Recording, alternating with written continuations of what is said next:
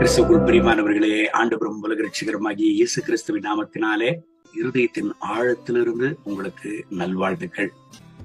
எரேமியா தீர்க்கதரிசன புஸ்தகம் 30வது அதிகாரம் 17வது வசனத்தை வாசித்து ஜெபிப்போம்.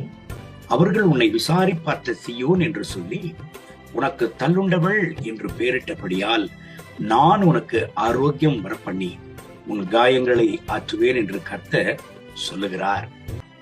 ஆண்டவருடைய ஜனங்களோடு ஆண்டவர் இந்த இடத்துல பேசுகிறார்.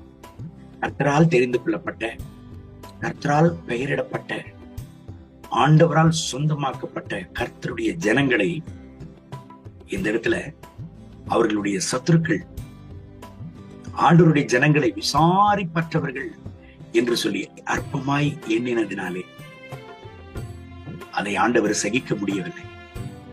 ஆண்டவர் சொல்லுகிறார், என்னால தெரிந்து கொள்ளப்பட்ட இஸ்ரேல் ஜனமே, உன் சத்துருக்களை உன்னை விசாரிப்பட்ட சீயோன் என்று உன்னை எண்ணினபடினா நான் உன்மேல் ஆரோக்கியத்தை வரப்பண்ணுவேன், உன் காயங்களை கட்டுவேன் என்று கர்த்தர் சொல்லுகிறார்.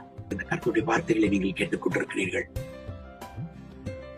உங்களை பார்க்கிறவர்கள் எல்லாம், உங்களோடு வேலை செய்கிறவர்கள், உங்கள் ஒற்றார், உங்கள் உறவினர்கள், உங்களை சார்ந்தவர்கள் உங்களை பார்த்து அற்பமாய் எண்ணி நீங்கள் தனிமையாய் இருக்கிறீர்கள், நீங்கள் விசாரிப்பற்றவர்கள், நீங்கள் வியாதிப்பட்டு போயிருக்கிறீர்கள் என்று உங்களை அற்பமாய் எண்ணுகிறார்களா?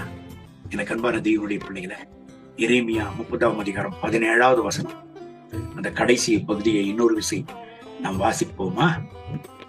நான் உனக்கு ஆரோக்கியம் வரப்பண்ணி உன் காயங்களை ஆற்றுவேன் என்று கர்த்தர் சொல்கிறார். இந்த வார்த்தைகளை கேட்கிறேன் அன்பான தேவனுடைய பிள்ளைகளே, நீங்கள் யாராய் இருந்தாலும் உங்கள் மேல் கர்த்தர் ஆரோக்கியத்தை வரப்பண்ணுகிறார். உங்கள் காயங்களை கர்த்தர் ஆற்றுகிறார். உங்கள் கண்ணீரை கண்டு எத்தனை பேர் ஆனந்தித்தாலும் உங்கள் கண்ணீரை கண்டு சகிக்காத தெய்வம் இயேசு கிறிஸ்து. சோர்ந்து போக வேண்டாம்.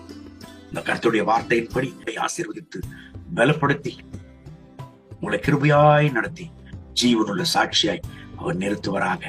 கண்களை மூடி ஜெபிப்போமா? அன்பின் பரலோக நல்ல பிதாவே, இந்த அதிகால வேளையில இந்த வார்த்தைகளை கேட்டு இந்த ஜெபத்தில் இணைந்து ஜெபித்துக் கொண்டிருக்கிற ஒவ்வொரு கர்த்தருடைய பிள்ளைகளுக்காக நான் ஜெபிக்கிறேன். இவர்களை ஆசீர்வதிங்க. கர்த்தருடைய மனதுருக்கை இவர்கள் மேல் இறங்கி வருவதாக. தேவனே, இவர்கள் துக்கத்தை சந்தோஷமாக மாற்றும், இவர்கள் வேதனைகளை மாற்றும், இவர்கள் வியாகுலங்களை மாற்றும், இவர்களுடைய எல்லா வியாதிகளை குணமாக்கும், இவர்கள் வாழ்க்கையில ஒரு ஆரோக்கியத்தை வரப்பண்ணும், இவர்களை தொட்டு நீர் குணமாக்கும், இவர்கள் பலவீனங்களை மாற்றும். கர்த்தர் ஒரு அற்புதத்தை செய்யும். சாட்சியாக இவர்களை நிறுத்துவீராக. மகிமை கனம் துதி உமக்கே. இயேசுவின் நாமத்தில் கேட்கிறோம் எங்கள் ஜெபங்களும் நல்ல பிதாவே. ஆமென், ஆமென்.